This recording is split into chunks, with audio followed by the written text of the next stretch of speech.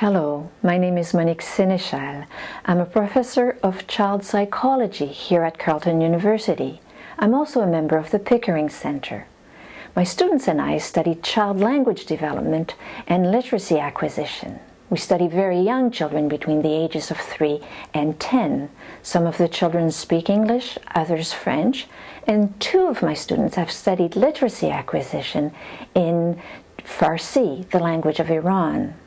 Some of our work is observational, yet other work is correlational or experimental in nature.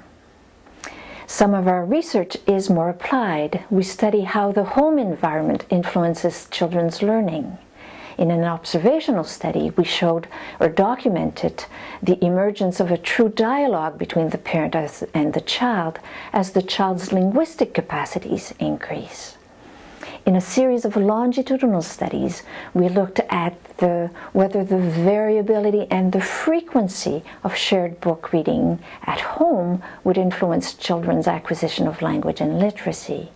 We see that shared book reading is robustly associated with children's vocabulary knowledge at age 5. And that vocabulary is an excellent predictor of children's reading comprehension at age 8 and age 9. Most interesting for parents is that the frequency with which they reported reading to their children at age 5 is longitudinally associated with the frequency with which the children themselves report reading for pleasure at age 9. We also conduct intervention research to assess whether the manner in which adults read books to children will influence their learning. In one of our most recent studies, we showed that when the adult interacts more with the children, asking questions about the plot structure, what will happen next, or to explain why the characters in the children's books are doing the things they do, that when we ask those types of questions to children during the shared reading, that actually it promotes storytelling in children. That is, the children who listen to that type of storytelling were better able to tell stories that were structured as we would expect them to be, as compared to children who received alternative treatments. In other research we ask more basic questions. We look at the processes and the mechanisms that affect learning. Again, let me give you examples. For instance, we've examined whether the quality of speech of very young children at age 3, would predict their accuracy of word reading at age 8. And we see that it does. In other research, we looked at children's explorations of the written system. We asked very young children to spell words, and these children did not know yet how to read.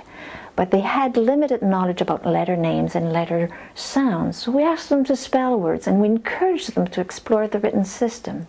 And then we taught them to read. And we see that those children who were encouraged to explore the written system were learning to read more rapidly than children who received alternative treatments. In yet other research, we examined the ability or the capacity of children to learn oral vocabulary. But there we were tricky because sometimes the pictures were also associated with a written word. These children could read at this point, and we do see that the incidental presence of print facilitated or increased the rapidity with which the children learned those oral labels. And yet in other research, we look at children's conscious awareness of the morphological structure of the oral language. So we ask them all sorts of questions about how words are made. And what we see is that children who have a greater awareness of the morphological structure are also better spellers, but better spellers of words that are morphologically complex.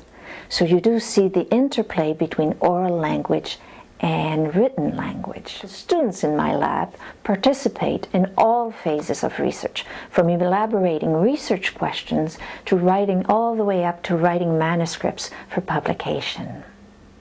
If you're a prospective student and you'd like to know more about my research, I encourage you to contact me directly.